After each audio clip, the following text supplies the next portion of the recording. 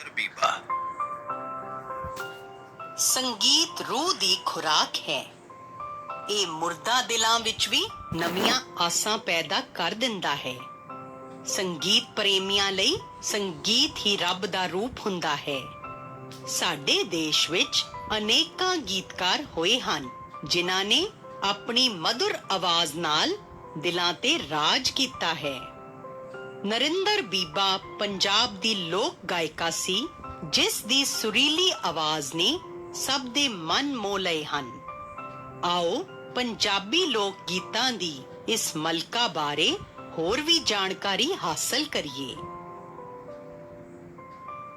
ਪੰਜਾਬ ਦੀ ਧਰਤੀ ਨੇ ਅਨੇਕਾਂ ਹੀ ਨਾਮਵਰ ਕਲਾਕਾਰਾਂ, ਗਾਇਕਾਂ, ਗਾਇਕਾਵਾਂ ਨੂੰ ਜਨਮ ਦਿੱਤਾ ਹੈ ਜਿਨ੍ਹਾਂ ਨੇ ਆਪਣੀ ਮਧੁਰ ਅਤੇ ਮੰਤਰ ਮੁਗਧ ਕਰ ਦੇਣ ਵਾਲੀ ਗਾਇਕੀ ਰਾਹੀਂ ਲੋਕਾਂ ਦੇ ਦਿਲਾਂ ਨੂੰ ਜਿੱਤਿਆ ਹੈ। ਇਹਨਾਂ ਵਿੱਚੋਂ ਕੁਝ ਗਾਇਕ ਕਲਾਕਾਰ ਤਾਂ ਇੰਨੇ ਹਰਮਨ ਪਿਆਰੇ ਹੋ ਚੁੱਕੇ ਹਨ ਕਿ ਭਾਵੇਂ ਉਹ ਸਾਡੇ ਦਰਮਿਆਨ ਨਹੀਂ ਹਨ ਪਰੰਤੂ ਆਪਣੀ ਗਾਇਕੀ ਰਾਹੀਂ ਸਾਡੇ ਦਿਲਾਂ ਤੇ ਰਾਜ ਕਰ ਰਹੇ ਹਨ। ਇਹਨਾਂ ਅਮਰ ਹੋ ਚੁੱਕੇ ਕਲਾਕਾਰਾਂ ਵਿੱਚੋਂ ਨਰਿੰਦਰ ਬੀਬਾ ਦਾ ਨਾਂ ਬੜੇ ਹੀ ਸਤਿਕਾਰ ਨਾਲ ਲਿਆ ਜਾਂਦਾ ਹੈ। ਜਦੋਂ ਨਰਿੰਦਰ ਬੀਬਾ ਦਾ ਨਾਂ ਆਉਂਦਾ ਹੈ ਤਾਂ ਸਾਡੀਆਂ ਅੱਖਾਂ ਸਾਹਮਣੇ ਇੱਕ ਅਕਹਿਰੇ ਸਰੀਰ, ਕਣਕ ਵੰਨੇ ਰੰਗ, ਹਸੂੰ ਕਰਦੇ ਚਿਹਰੇ, ਮਿਲਾਪੜੇ ਸੁਭਾਅ, ਦਿਲ ਦਰਿਆ ਤਬੀਅਤ, ਲੋੜੇ ਦੀ ਮਹਿਮਾਨ ਨਵਾਜ਼ ਤੇ ਸੁਰਤਾਲ ਦੀ ਗਿਆਤਾ ਦਾ ਚਿਹਰਾ ਆ ਜਾਂਦਾ ਹੈ।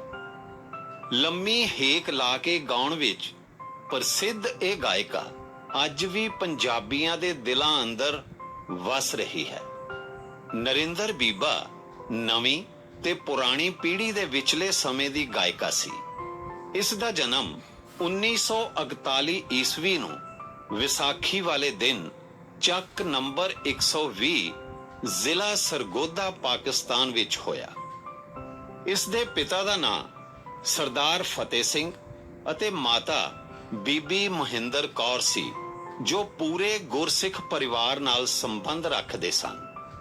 ਦੇਸ਼ ਦੀ ਵੰਡ ਵੇਲੇ ਇਹਨਾਂ ਦਾ ਪਰਿਵਾਰ ਫਤਿਹਗੜ੍ਹ ਸਾਹਿਬ ਜ਼ਿਲ੍ਹੇ ਦੇ ਇੱਕ ਪਿੰਡ ਖੁੰਮਣਾ ਵਿਖੇ ਆ ਵਸਿਆ। ਨਰਿੰਦਰ ਬੀਬਾ ਦੇ ਪਿਤਾ ਦਾ ਗੁਰੂ ਘਰ ਨਾਲ ਬਹੁਤ ਪਿਆਰ ਸੀ। ਉਹ ਗੁਰਦੁਆਰੇ ਜਾ ਕੇ ਸ਼ਬਦ ਕੀਰਤਨ ਕਰਦੇ ਸਨ। ਬਾਲੜੀ ਨਰਿੰਦਰ ਦੇ ਸ਼ੌਕ ਨੂੰ ਵੇਖਦਿਆਂ ਉਹ ਇਸ ਨੂੰ ਗੁਰਦੁਆਰੇ ਲੈ ਜਾਂਦੇ ਤੇ ਸ਼ਬਦ ਗਵਾਉਂਦੇ। ਛੋਟੀ ਉਮਰ ਵਿੱਚ ਹੀ ਇਸ ਦੀ ਆਵਾਜ਼ ਇੰਨੀ ਮਿੱਠੀ ਸੀ ਕਿ ਲੋਕਾਂ ਦੇ ਦਿਲਾਂ ਨੂੰ ਟੁੰਬ ਕੇ ਰੱਖ ਦਿੰਦੀ ਸੀ। ਲੋਕ ਇਸ ਦੀ ਆਵਾਜ਼ ਨੂੰ ਸੁਣ ਕੇ ਅੰਦਾਜ਼ਾ ਲਗਾਉਂਦੇ ਕਿ ਇਹ ਇੱਕ ਨਾ ਇੱਕ ਦਿਨ ਜ਼ਰੂਰ ਵੱਡੀ ਕਲਾਕਾਰ ਬਣੇਗੀ। ਸੋ ਨਰਿੰਦਰ ਬੀਬਾ ਨੇ ਅਜਿਹਾ ਹੀ ਕਰ ਵਿਖਾਇਆ ਤੇ ਪੰਜਾਬ ਦੇ ਕੋਨੇ-ਕੋਨੇ ਵਿੱਚ ਆਪਣੀ ਗਾਇਕੀ ਦੀ ਧਾਕ ਜਮਾਈ। ਨਰਿੰਦਰ ਬੀਬਾ ਨੇ ਮੁੱਢਲੀ ਵਿੱਦਿਆ ਪਿੰਡ ਦੇ ਸਕੂਲ ਤੋਂ ਹੀ ਪ੍ਰਾਪਤ ਕੀਤੀ। 10ਵੀਂ ਜਮਾਤ ਤੱਕ ਪਹੁੰਚਦਿਆਂ ਇਸਨੇ ਗਾਇਕੀ ਦੇ ਖੇਤਰ ਵਿੱਚ ਸਕੂਲ ਪੱਧਰ ਤੇ ਕਾਫੀ ਸਾਰੇ ਇਨਾਮ ਜਿੱਤ ਲਏ ਸਨ। ਇਸਨੇ BA ਦੀ ਡਿਗਰੀ ਲੈਣ ਤੋਂ ਬਾਅਦ ਸੰਗੀਤ ਵੋਕਲ ਵਿੱਚ MA ਤੱਕ ਵਿੱਦਿਆ ਪ੍ਰਾਪਤ ਕੀਤੀ। ਸਕੂਲ ਕਾਲਜ ਪੱਧਰ ਤੇ ਗਾਇਕੀ ਵਿੱਚ ਧਮਾਲਾਂ ਪਾਉਣ ਤੋਂ ਬਾਅਦ ਆਪਣੀ ਗਾਇਕੀ ਵਿੱਚ ਹੋਰ ਨਿਖਾਰ ਲਿਆਉਣ ਲਈ ਇਸਨੇ ਪੰਜਾਬ ਦੇ ਪ੍ਰਸਿੱਧ ਲੋਕ ਗਾਇਕ ਲਾਲਚੰਦ ਯਮਲੇ ਜੱਟ ਨੂੰ ਆਪਣਾ ਉਸਤਾਦ ਧਾਰਿਆ। ਕਲਾਸੀਕਲ ਅਰਥਾਤ ਸ਼ਾਸਤਰੀ ਸੰਗੀਤ ਦੀ ਵਿੱਦਿਆ ਲਈ ਉਸਨੇ ਮਾਸਟਰ ਹਰੀ ਦੇਵ ਨੂੰ ਆਪਣਾ ਉਸਤਾਦ ਮੰਨਿਆ। ਇਹਨਾਂ ਦੋਹਾਂ ਉਸਤਾਦਾਂ ਦੀ ਅਗਵਾਈ ਹੇਠ ਨਰਿੰਦਰ ਬੀਬਾ ਦੀ ਗਾਇਕੀ ਅਸਮਾਨ ਨੂੰ ਛੂਹਣ ਲੱਗੀ। ਹੁਣ ਨਰਿੰਦਰ ਬੀਬਾ ਨੇ ਆਪਣੇ ਸੰਗੀਤ ਨੂੰ ਚਾਰ ਚੰਦ ਲਾਉਣ ਲਈ ਇਸ ਨੂੰ ਕਿੱਤੇ ਵਜੋਂ ਅਪਣਾਉਣਾ ਸ਼ੁਰੂ ਕੀਤਾ। ਉਸਨੇ 17-18 ਸਾਲ ਦੀ ਉਮਰ ਵਿੱਚ ਰੇਡੀਓ ਤੇ ਗੀਤ ਗਾਇਆ। ਇਹ ਗੀਤ ਖੁਸ਼ੀ ਦੀਆਂ ਵੰਗਾਂ ਨੀ ਮੈਂ ਕੱਲ ਨੂੰ ਚੜਾਉਣੀਆਂ ਬਹੁਤ ਮਕਬੂਲ ਹੋਇਆ। ਇਸ ਤੋਂ ਬਾਅਦ HMV ਵਾਲਿਆਂ ਨੇ ਉਸ ਦਾ ਪਹਿਲਾ ਗੀਤ ਮੈਨੂੰ ਜਾਣਦੇ ਸਕੂਲੇ ਇੱਕ ਵਾਰ ਹਾੜਾ ਵੇ ਰਿਕਾਰਡ ਕੀਤਾ। ਇਹ ਗੀਤ ਰੇਡੀਓ ਤੇ ਅਨੇਕਾਂ ਵਾਰ ਵੱਜਣ ਨਾਲ ਨਰਿੰਦਰ ਬੀਬਾ ਦੀ ਪ੍ਰਸਿੱਧੀ ਸਾਰੇ ਪੰਜਾਬ ਵਿੱਚ ਅੱਗ ਦੀ ਤਰ੍ਹਾਂ ਫੈਲ ਗਈ। ਰੇਡੀਓ HMV ਦੀ ਅਪਾਰ ਸਫਲਤਾ ਤੋਂ ਬਾਅਦ ਬੀਬਾ ਨੇ ਸਟੇਜਾਂ ਤੇ ਗਾਉਣਾ ਸ਼ੁਰੂ ਕੀਤਾ। ਉਸਨੇ ਸਭ ਤੋਂ ਪਹਿਲਾਂ ਪੰਜਾਬ ਦੇ ਮਸ਼ਹੂਰ ਲੋਕ ਗਾਇਕ ਜਗਤ ਸਿੰਘ ਜੱਗੇ ਨਾਲ ਮਿਲ ਕੇ ਲੋਕ ਗੀਤ ਮਿਰਜ਼ਾ ਗਾਇਆ। ਇਸ ਸਮੇਂ ਦੌਰਾਨ ਉਸ ਦਾ ਵਿਆਹ ਜਸਪਾਲ ਸਿੰਘ ਪਾਲੀ ਜਿਹੇ ਹੋਣਹਾਰ ਨੌਜਵਾਨ ਨਾਲ ਹੋ ਗਿਆ। ਪਾਲੀ ਵੀ ਇੱਕ ਬਹੁਤ ਹੀ ਵਧੀਆ ਕਲਾਕਾਰ ਸੀ। ਪਰ ਹੁਣ ਬੀਬਾ ਜੀ ਦੀ ਘਰ ਦੀ ਟੀਮ ਤਿਆਰ ਹੋ ਚੁੱਕੀ ਸੀ। ਉਸ ਦੇ ਭਰਾਵਾਂ ਰਣਬੀਰ ਸਿੰਘ ਰਾਣਾ, ਅਮਰੀਕ ਸਿੰਘ ਰਾਣਾ ਤੇ ਫਕੀਰ ਸਿੰਘ ਫਕੀਰ ਦੀ ਗਾਇਕੀ ਨੇ ਬੀਬਾ ਨੂੰ ਕਾਫੀ ਉਤਸ਼ਾਹਿਤ ਕੀਤਾ। ਅਲਗੋਜ਼ੇ ਮਾਸਟਰ ਬੇਲੀ ਰਾਮ ਦੇ ਅਲਗੋਜ਼ਿਆਂ ਦੀਆਂ ਤਾਨਾਂ ਤੇ ਨਰਿੰਦਰ ਬੀਬਾ ਜਦੋਂ ਲੰਮੀ ਹੇਕ ਨਾਲ ਆਵਾਜ਼ ਲਾਉਂਦੀ ਤਾਂ ਲੋਕਾਂ ਦੇ ਦਿਲਾਂ ਨੂੰ ਧੂ ਜਿਹੀ ਪਾ ਦਿੰਦੀ। ਇਹਨਾਂ ਨਾਲ ਉਸ ਦੇ ਕਾਫੀ ਡਿਊਟ ਗੀਤ ਪ੍ਰਸਿੱਧ ਹੋਏ। ਵਿਸਾਖੀ ਦਾ ਮੇਲਾ ਅਤੇ ਮਿਰਜ਼ਾ ਸਾਹਿਬਾਂ ਜਿਹੇ ਵੱਡੇ LP ਰਿਕਾਰਡ ਬਣੇ ਜੋ ਪੰਜਾਬ ਦੇ ਅਸਲੀ ਸੱਭਿਆਚਾਰ ਦੀ ਤਸਵੀਰ ਪੇਸ਼ ਕਰਦੇ ਹਨ। ਨਰਿੰਦਰ ਬੀਬਾ ਦੇ ਪ੍ਰਚਲਿਤ ਗੀਤਾਂ ਵਿੱਚੋਂ ਕੁਝ ਗੀਤ ਤਾਂ ਇੰਨੇ ਮਕਬੂਲ ਹੋਏ ਕਿ ਅੱਜ ਵੀ ਸਾਡੇ ਕੰਨਾਂ ਵਿੱਚ ਰਸ ਭਿੰਨੀ ਆਵਾਜ਼ ਬਿਖੇਰ ਰਹੇ ਹਨ। ਇਹ ਹਨ ਆਲੇ ਮਾਏ ਸਾਂਭ ਕੁੰਜੀਆਂ, ਧੀਆਂ ਕਰ ਚੱਲੀਆਂ ਸਰਦਾਰੀ, ਕਾਹਨੂੰ ਮਾਰਦਾ ਚੰਦਰਿਆ ਛਮਕਾਂ, ਮੈਂ ਕੱਚ ਦੇ ਗਲਾਸ ਵਰਗੀ, ਹੱਥੀਂ ਤੋਰੇ ਸੱਜਣਾ ਨੂੰ, ਨਾਲੇ ਯਾਦ ਕਰਾਂ ਨਾਲੇ ਰੋਵਾਂ, ਚਿੱਟੀਆਂ ਕਪਾਹ ਦੀਆਂ ਫੁੱਟੀਆਂ, ਹਾੜਾ ਨੀ ਪੱਤ ਹਰੇ ਹਰੇ, ਕੱਲਾ ਨਾ ਜਾਵੀਂ ਖੇਤ ਵੇ, ਕਿੱਕਰ ਤੇ ਕਾਟੋ ਰਹਿੰਦੀ।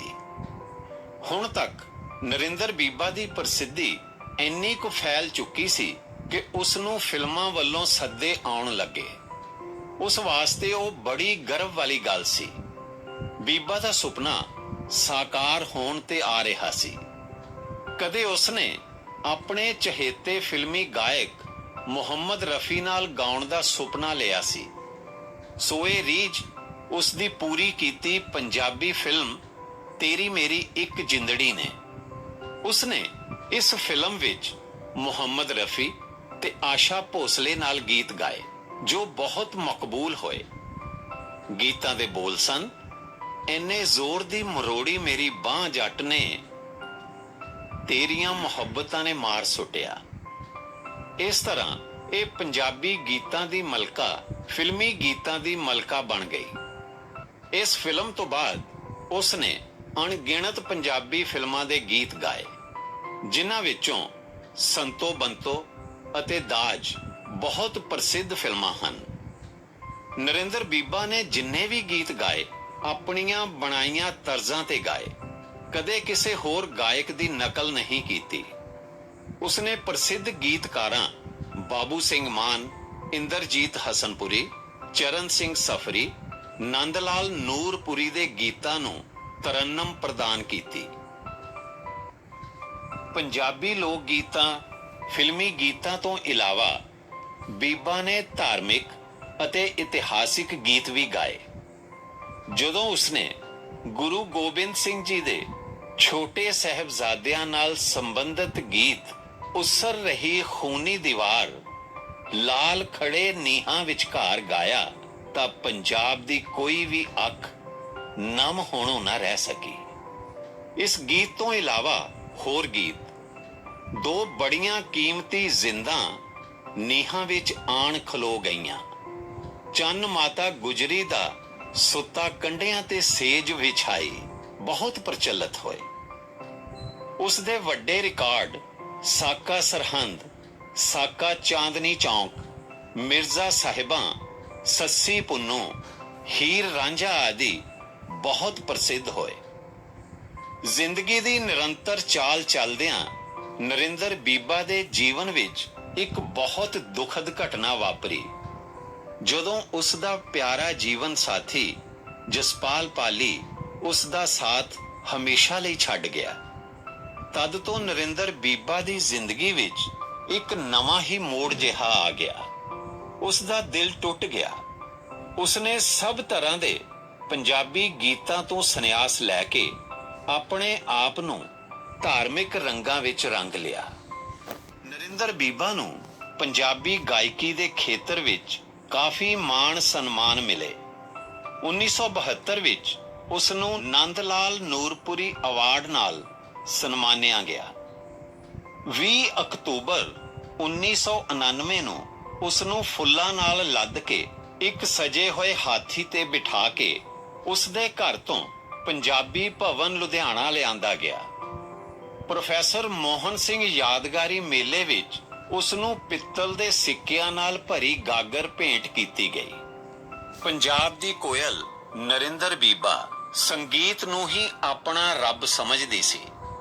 ਉਸ ਦਾ ਵਿਚਾਰ ਸੀ ਕਿ ਸੰਗੀਤ ਇੱਕ ਅਜਿਹੀ ਚੀਜ਼ ਹੈ ਜੋ ਮੁਰਦਾ ਦਿਲਾਂ ਵਿੱਚ ਵੀ ਰੂਹ ਭਰ ਸਕਦਾ ਹੈ। ਉਹ ਕਿਹਾ ਕਰਦੀ ਸੀ ਕਿ ਕੁਝ ਪਾਉਣ ਲਈ ਬਹੁਤ ਕੁਝ ਗਵਾਉਣਾ ਪੈਂਦਾ ਹੈ। ਜਿਵੇਂ ਸੰਗੀਤ ਦੀ ਇੱਥੋਂ ਤੱਕ ਮਹਾਰਤ ਹਾਸਲ ਕਰਨ ਲਈ ਉਸਨੇ ਆਪਣੀ ਰਾਤਾਂ ਦੀ ਨੀਂਦ ਅਤੇ ਦਿਲ ਦਾ ਚੈਨ ਤੱਕ ਤਿਆਗ ਦਿੱਤਾ। ਅੰਤ ਪੰਜਾਬੀ ਦੀ ਇਹ ਖੂਬਸੂਰਤ ਆਵਾਜ਼ 27 ਜੂਨ 1997 ਨੂੰ ਦਿਲ ਦਾ ਦੌਰਾ ਪੈਣ ਕਾਰਨ ਹਮੇਸ਼ਾ ਲਈ ਬੰਦ ਹੋ ਗਈ। ਇਸ ਦੇ ਅਚਾਨਕ ਜਾਣ ਨਾਲ ਪੰਜਾਬੀ ਗਾਇਕੀ ਨੂੰ ਗਹਿਰੀ ਸੱਟ ਵੱਜੀ। ਔਖੇ ਸ਼ਬਦਾਂ ਦੇ ਅਰਥ।